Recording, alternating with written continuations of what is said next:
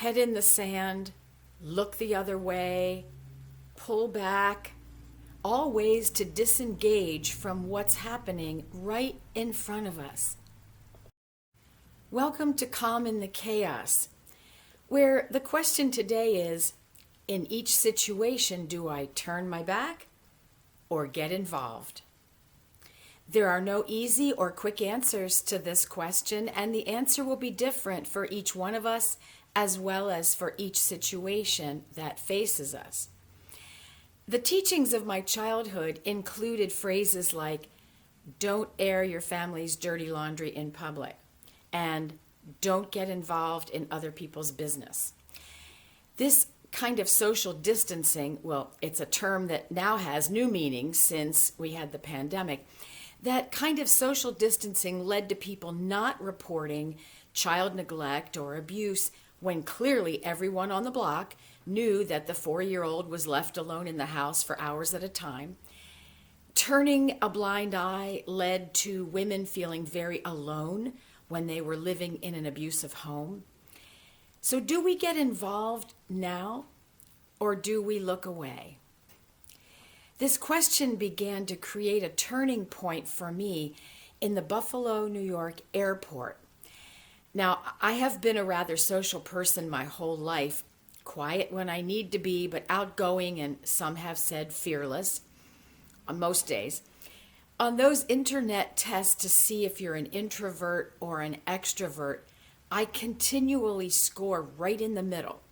I'm both at different times and in different situations, and maybe you are too.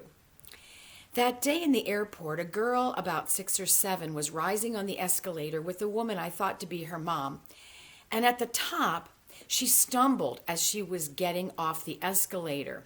The skirt of her little dress got caught in the moving steps and she was stuck.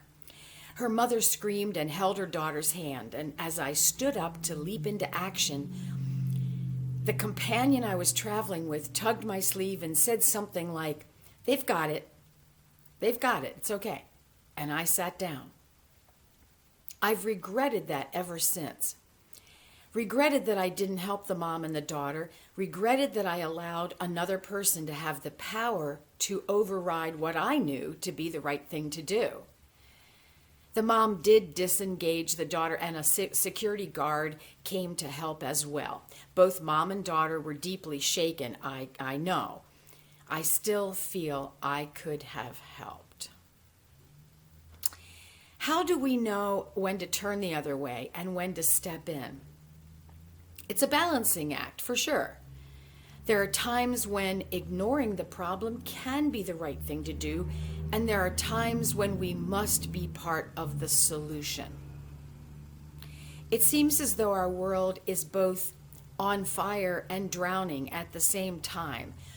We have literal tsunamis, floods, hurricanes, and wildfires, and we have metaphorical floods and fires in our own towns, in the gun violence that seems to escalate, in the schools with substandard funding, in the wars that ravage towns and displace or separate families.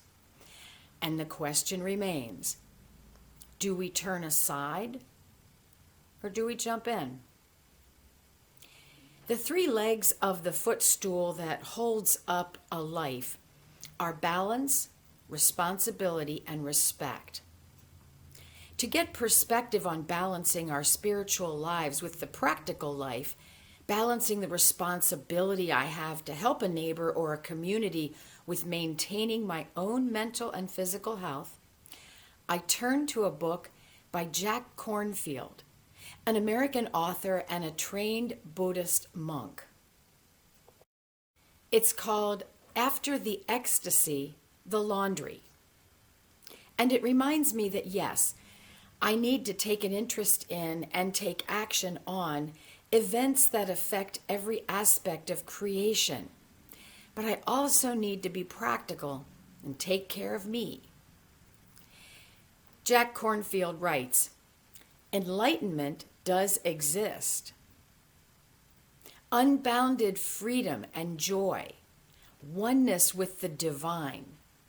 These experiences are more common than you know and not far away. But even after achieving such realization, after the ecstasy, we are faced with the day-to-day task of translating that freedom into our imperfect lives. We are faced with the laundry. I believe what happens to many of us in the Western world is that we have swung very much out of balance to the laundry side, facing each day's task list with a vengeance and marching through the day and the evening and the weekend without much time spent on the ecstasy. The ecstasy, the enlightenment, the wholeness of knowing how we fit into the spiritual world. Knowing that we are souls who are experiencing a tiny bit of time living in mortal bodies with needs such as laundry and grocery shopping and making beds and paying bills.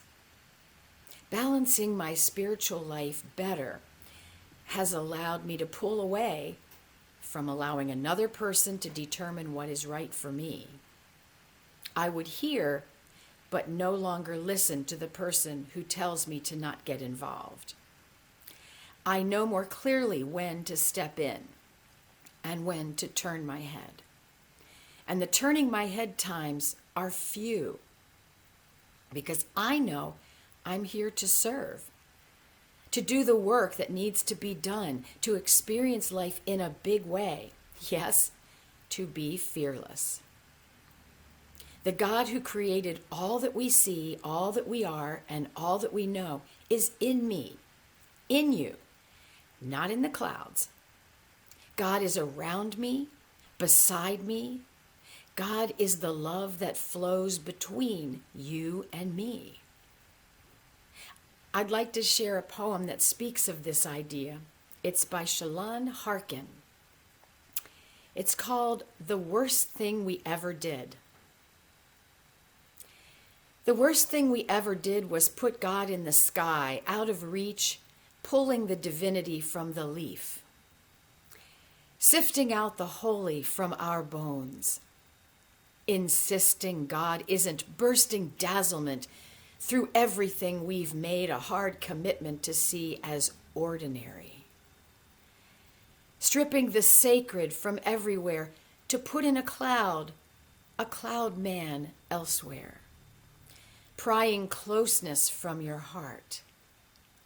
The worst thing we ever did was take the dance and the song out of prayer, made it sit up straight and cross its legs, removed it of rejoicing, wiped clean its hip sway, its questions, its ecstatic yowl, its tears.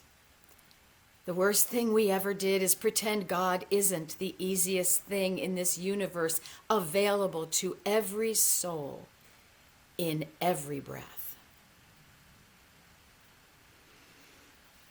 It's up to each of us as to how we address and use the God within us, get involved or not. Each time it's up to you. We each need to stay balanced so we can be our best selves. And as we continue to emulate the way Jesus connected to the people in the world, we hear the words of Brian McLaren, a teacher from the Center of Action and Contemplation. He says this: Jesus withdrew for a period of contemplative silence at the beginning of his ministry, a period of 40 days, the story says. But then, of course, he engaged with the struggles and challenges of his people in his time.